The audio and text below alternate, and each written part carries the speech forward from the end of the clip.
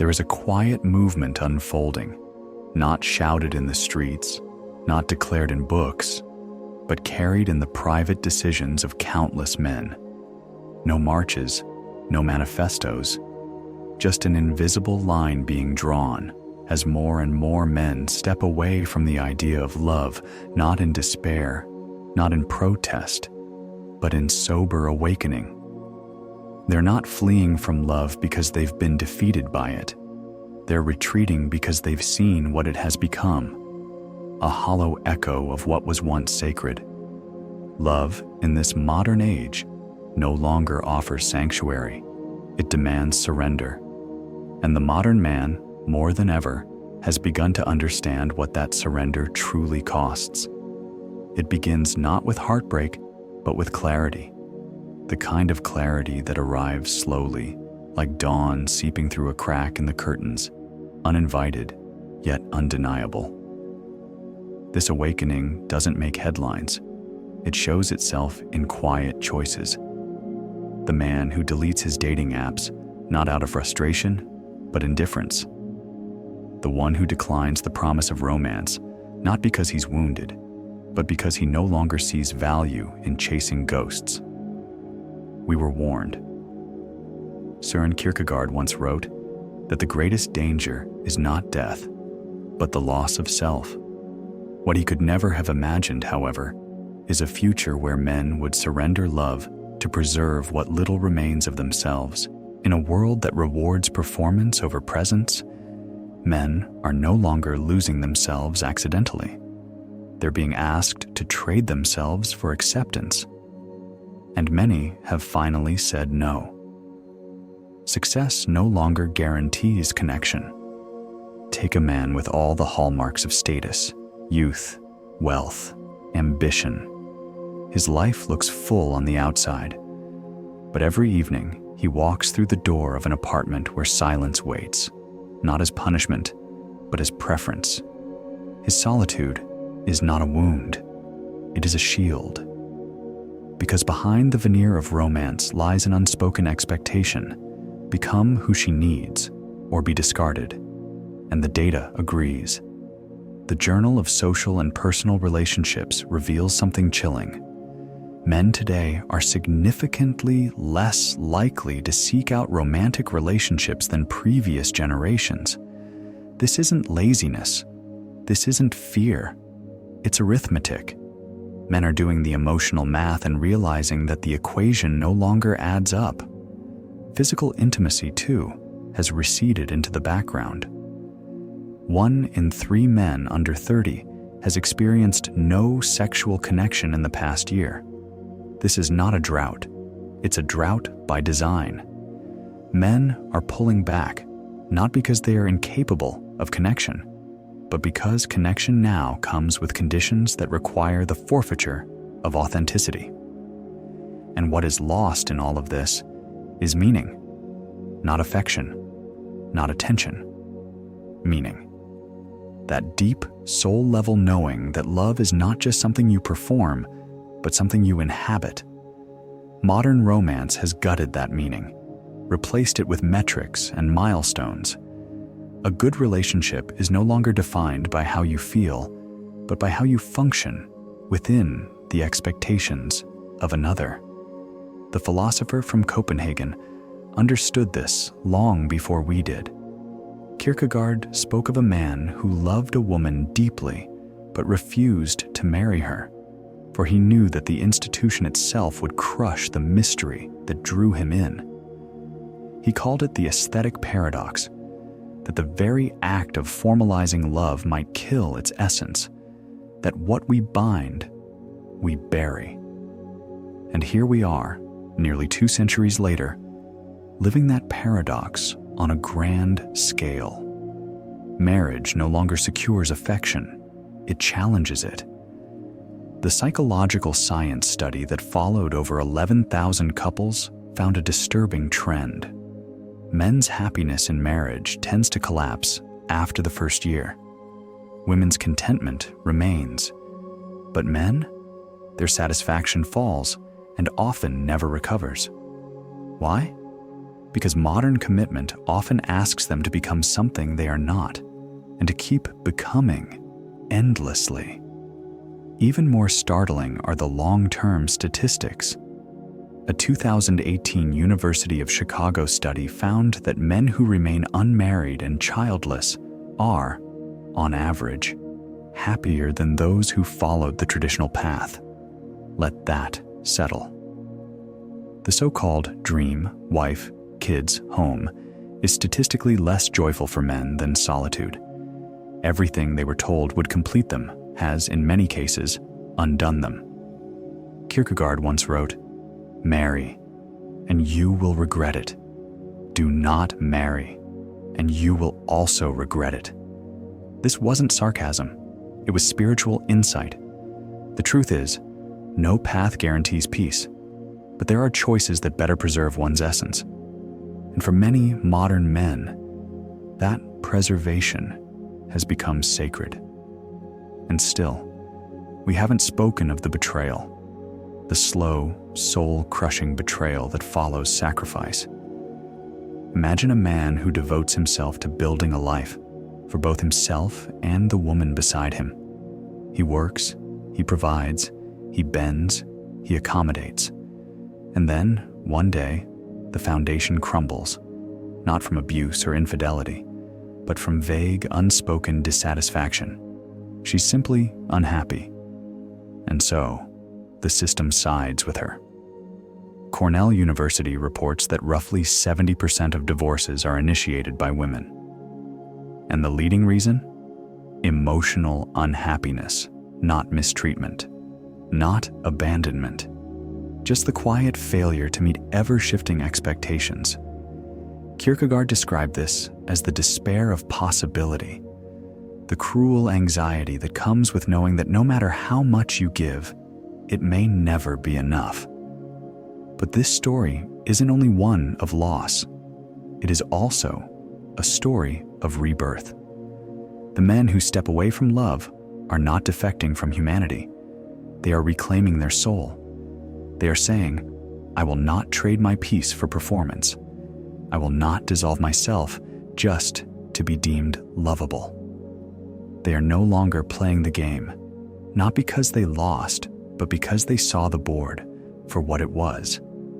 And in that quiet act of refusal, something sacred begins, the journey back to self, to stillness, to meaning not defined by another's gaze, but rooted in one's own truth. Not everyone will understand these men. Many will mock them, shame them, dismiss them. But history is always unkind to those who walk first. They're not vanishing. They are re-emerging. Inward, there comes a moment when a man no longer runs after love, not out of defeat nor bitterness, but because something within him has shifted.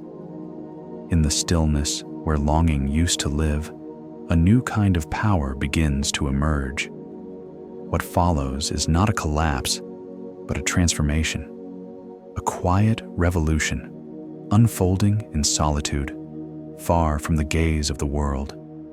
We begin with an ancient memory, half buried in dust and myth. In Sparta, when a boy reached the threshold of manhood, he was exiled into the wilderness, stripped of comfort, cast from the tribe, left to wrestle with the raw elements alone. This rite was not cruelty. It was initiation. It taught him the one lesson no mentor could speak aloud. You are enough, even when everything else is taken. Centuries later, Søren Kierkegaard would echo this primal wisdom, not in war cries or rituals, but in the quiet murmurings of philosophy. The highest and most beautiful things in life, he wrote, are not to be heard about, nor read about, nor seen, but are to be lived. But what does it mean to live what cannot be taught? And why have so many modern men forgotten how? The answer lies in the illusion we've been fed. From a young age, men are told that their value rests in being chosen by a woman, by society, by success itself. Love becomes the mirror they hold up to prove they exist. Without it, they feel invisible. But what happens when a man finally shatters that mirror and chooses to see himself, not as the world defines him, but as he is? Let's speak of James, 32, architect, a man who once believed, as many do, that love was the anchor of his life, until the day she left. No warning, no scandal, just 7 words that echoed like a curse. I just don't feel the spark anymore. He was left alone on the cold floor of his apartment, holding the ring he had planned to offer in promise. And in that moment, the future he imagined died quietly. James did what many men are taught to do in the aftermath of heartbreak. He numbed, he distracted, he wore the mask. But something else stirred beneath the surface, something ancient. One night, in the midst of his unraveling, he picked up fear and trembling and found a line that pierced through every defense. The knight of faith is obliged to rely upon himself alone, to feel himself shut up within himself. And so, James made a choice, not to run from the silence, but to walk deeper into it. He ceased his search for love, not because he had stopped believing in connection, but because he no longer needed it to validate his worth. Over the next 12 months, he journeyed through 14 countries, launched a consultancy that redefined his career, and, most vitally, rediscovered the man who had been buried beneath years of noise. What James found wasn't romantic. It wasn't dramatic. It was simple and terrifying. Loneliness is not the absence of others. It is the absence of oneself. A 2023 study published in the Journal of Positive Psychology revealed something astonishing. Men who deliberately embraced solitude for at least 6 months experienced dramatic increases in self-trust, creativity, and emotional strength, not because solitude heals, but because solitude reveals. Kierkegaard called this the leap to faith, not a belief in something external, but the radical act of standing alone in the vastness of one's freedom and choosing to live without guarantees. This is the furnace where the modern man is forged, not in romance, but in raw awareness. But make no mistake, this path is not merely about being alone. It is about becoming powerful. History is filled with men who alchemized heartbreak into greatness. Nietzsche, rejected by the one woman he loved, descended into madness, and from that madness wrote, "Thus spoke Zarathustra," one of the most profound texts of the human spirit. Beethoven, deaf and emotionally shattered, composed symphonies that still tremble through time. Even Kierkegaard himself, after ending his engagement to Regine Olsen, entered the most fertile period of his writing life. The pattern is not coincidence. It is transformation. A 2021 Harvard study confirmed what these men knew instinctively. Men who experience deep romantic loss and redirect that pain into creative or intellectual expression are statistically far more likely to achieve brilliance than those who simply move on. This isn't to say love is the enemy. Love is sacred. But when love fails, when it fractures, what remains can either be rubble or raw material. The difference lies in whether a man flees the pain or faces it. Those who choose the latter are not broken. They are reborn. Because when a man stops chasing love, he doesn't lose connection, he gains vision. He no longer molds himself for acceptance. He no longer waits for permission to be whole. And in that space, he finds something more enduring than romance. He finds himself. And from there, the quiet exodus becomes something far more profound, a revolution of the soul. Now, let us turn our gaze toward the shadow that lingers within this profound transformation, the moment a man comprehends a harsh truth. Society does not desire a man who stands self-sufficient, fully sovereign over his own being. Pause to consider this carefully. An emotionally autonomous man is perhaps the most unsettling figure to the machinery of modern culture. He is not a consumer mindlessly seeking to fill a void with endless distractions or possessions. He refuses to remain tethered to toxic bonds out of fear or convenience. In the words of Kierkegaard, he becomes a solitary arrow flying toward an unknown target. Such a figure, unmoored and unapologetically independent, evokes a deep-seated anxiety in those invested in the status quo. Take David's story, for instance. Once a high-powered corporate lawyer, he walked away from a lucrative six-figure income following his divorce. He retreated from the ceaseless noise of urban life to a solitary cabin nestled in the vast wilderness of Montana. Initially, his circle dismissed his choice as a typical midlife crisis, a fleeting rebellion against the pressures of success. Yet David's journey did not end in escapism. Instead, he began to write raw, unvarnished essays that delved into the essence of masculinity, grief, and the slow process of reclaiming the self. Within a year, his words resonated deeply with over 500,000 men who found in his voice the reflection of their own lost wanderings. The mainstream media branded him a radical, a renegade. But the reality was far simpler and far more profound. David had encountered what Kierkegaard termed the dizziness of freedom. He stared unflinchingly into the abyss of solitude and recognized it not as a void to be feared, but as a mirror revealing the contours of his true self. This is the lesson they never teach us.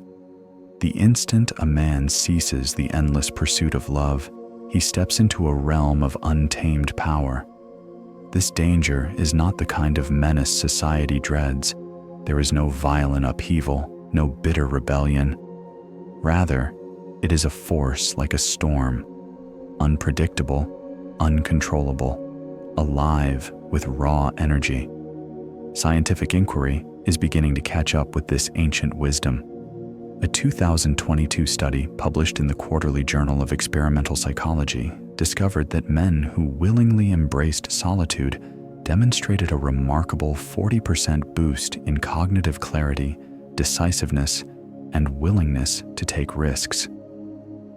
Kierkegaard understood this intimately when he wrote, "Anxiety is the dizziness of freedom."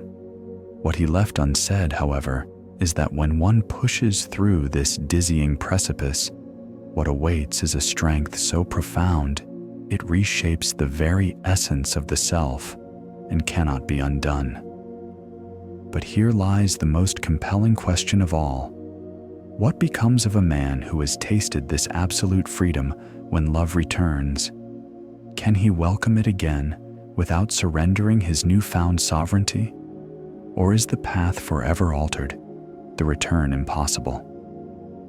Soon you will meet a man who abandoned everything, not out of defeat, but as a deliberate act of self-preservation, and who was later presented with love, offered on his own uncompromising terms. And within his story, we may find the key to Kierkegaard's final insight, a hint at an answer to the question that haunts every man who dares to live freely. Let me start by delivering a profound blow from history, a moment every man inevitably faces, a precipice not of destruction, but of profound transformation. Søren Kierkegaard named it the suspension of the ethical, the crossroads where a man must decide between abiding by society's imposed rules and heeding the unyielding call of his own soul's truth. For the modern man who has turned his back on love, this reckoning arrives disguised as a cruel cosmic joke, a question whispered by the universe itself. What if love finds you anyway? Picture Elias, a 36-year-old former investment banker. After enduring the pain of 3 broken engagements, he vowed never to pursue love again. Retreating to a quiet coastal town in Portugal, he forged a life built on disciplined solitude.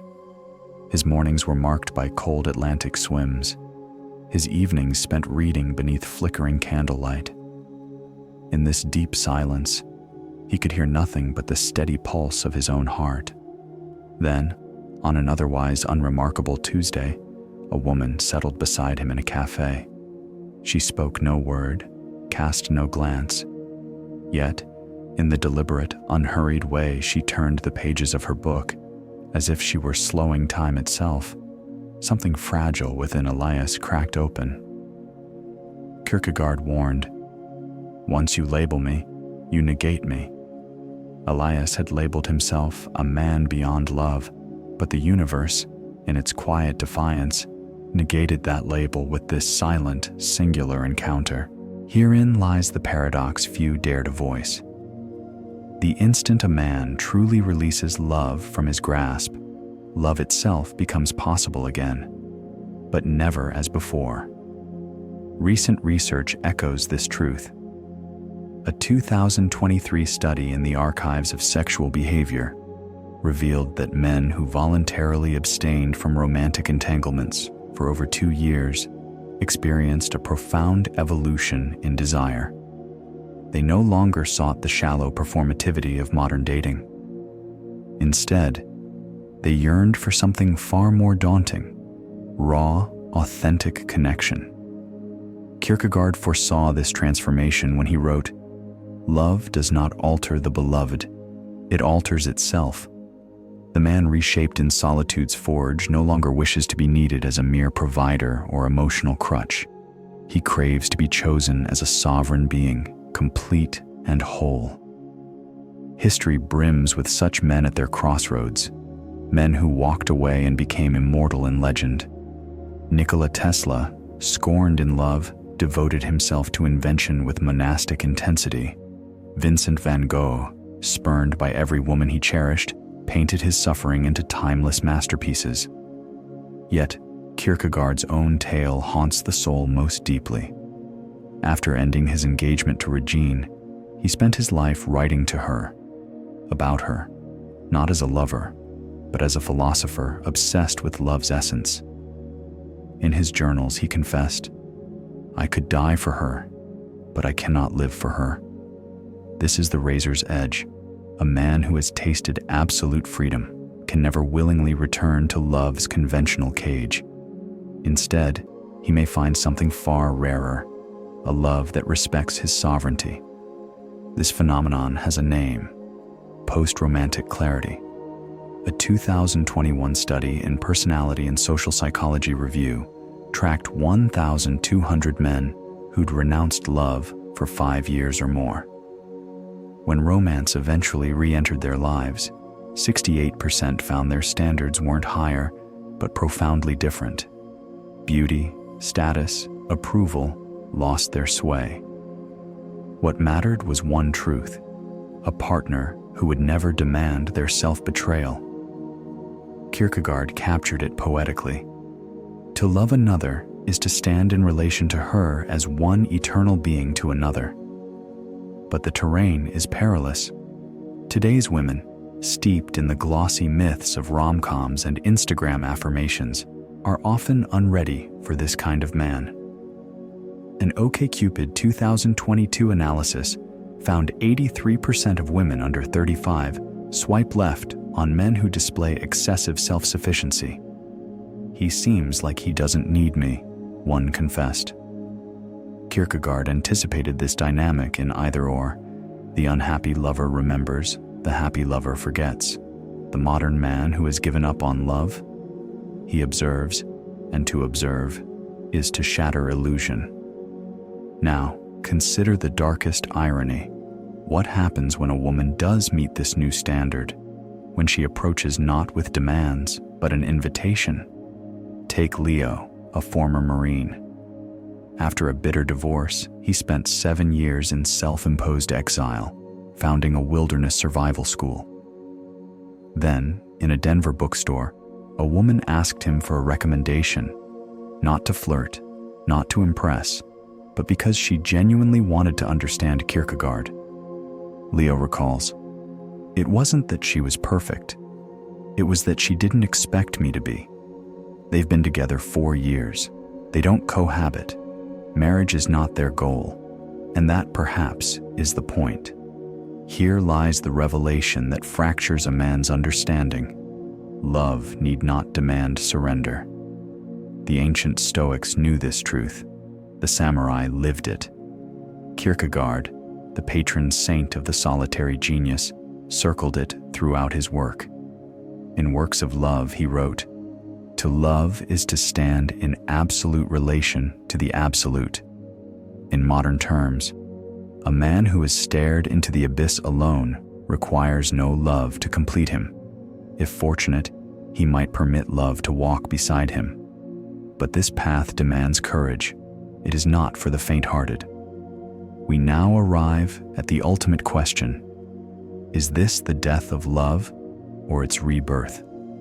You will meet a man who abandoned the perfect woman, not from cowardice, but out of something sacred. And in this, you will hear Kierkegaard's final devastating truth about loving without fear of loss. This is where the silent men rewrite the rules.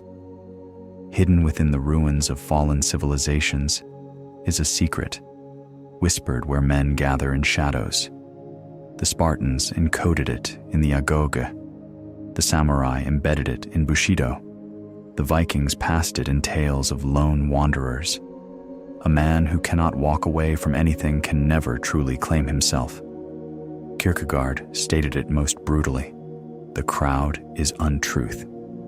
Here lies the final unspoken truth for the modern man who has renounced love, not in surrender, but as an act of war. Consider Victor, a 41-year-old neuroscientist. After 2 divorces and a betrayal that almost shattered him, he spent 5 years rebuilding his psyche in isolation. He read Kierkegaard at dawn, trained jujitsu at midnight, and from this crucible emerged a profound psychological insight. The most dangerous man isn't the one who hates women, but the one who no longer seeks their approval. Then, when his transformation reached its peak, the impossible happened. A brilliant, self-possessed woman entered his life, not to fix him, not to complete him, but because she chose to. And then Victor did what would break most men. He walked away.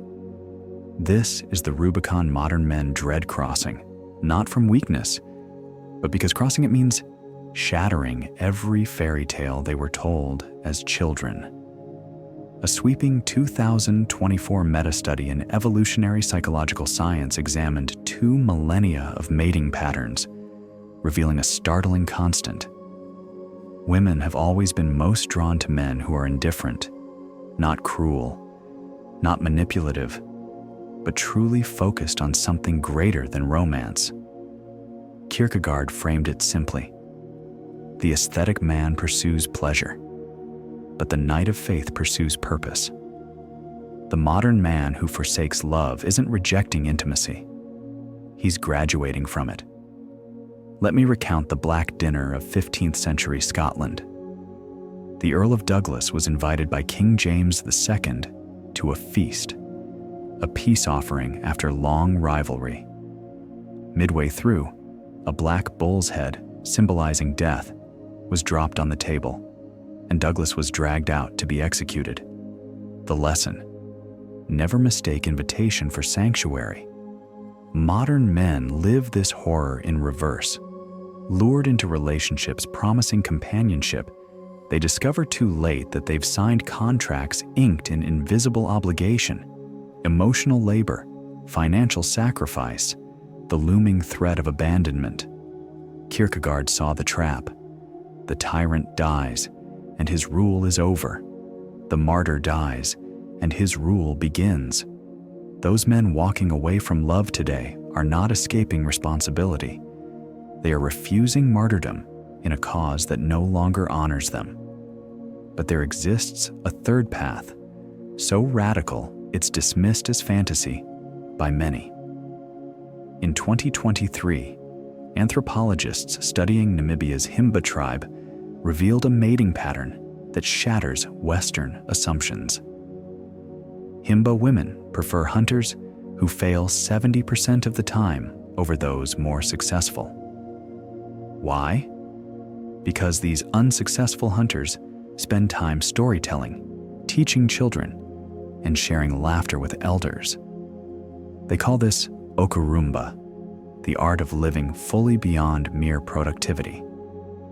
Kierkegaard hinted at this in Stages on Life's Way. The door to happiness opens outward. The man who relinquishes love does not stop loving. He redefines it on terms that do not diminish his being. Now the reckoning. What if enough men awaken to this truth? The tremors are already felt. A 2025 Pew Research survey found 42% of never-married men under 40 now identify as romantically disengaged, not lonely, but sovereign. These men volunteer more, create more art, and experience greater existential fulfillment than their coupled counterparts. They live what Kierkegaard called the teleological suspension of the ethical, the resolve to break society's rules in pursuit of a higher purpose. And women notice. Dating apps report a 300% surge in searches for Kierkegaardian men defined as intense, introspective, emotionally contained within a single year. The paradox is complete. The less men chase, the more they are desired. The less they need, the more they are needed. So, is this the end of love or its evolution? The answer rests in a nearly forgotten experiment from the 1970s Harvard. Psychologists placed rhesus monkeys in a room with two surrogate mothers, one wired doll that dispensed food, one cloth doll that offered warmth. Every monkey, even when starving, chose the cloth doll. They called this contact comfort. Modern men are those monkeys. After decades of being valued only for what they provide, the cold wire doll, they turn away, seeking the cloth, warmth of purpose, the embrace of art, the quiet solidarity of brotherhood. Kierkegaard understood this hunger. The highest expression of love is to reject it, to love truth more. Where does this leave us? Standing at the edge of a new frontier, not isolation, not conquest, but something ancient and profound. These are the free spirits Nietzsche praised, the knights of infinite resignation Kierkegaard envisioned. Men who have learned the harshest truth. A life built on another's expectations is no life at all. This revolution will not be broadcast. It unfolds quietly, in dusty apartments, gyms where men silently support each other, and libraries where fear and trembling sees a resurgence. This is not defeat. This is not surrender. This is what happens when a generation dares to close the book on the script they were handed and writes their own story instead. Kierkegaard's final journal before his death at 42 was a single line: "The truth is a snare. You cannot have it without being caught." The modern man who relinquishes love has been ensnared by a truth too piercing to deny. The greatest love story of his life was never with a woman, but with the man he could have become had he never compromised. And that man? He waits, patient and sovereign, beyond the edge. If this exploration has stirred something within you, share your thoughts in the comments or simply your presence. Thank you for walking this path with us today. If this journey has stirred something within you, reflection, awareness, even clarity, know that you are not alone. Until next time, take care of your energy and honor your intuition.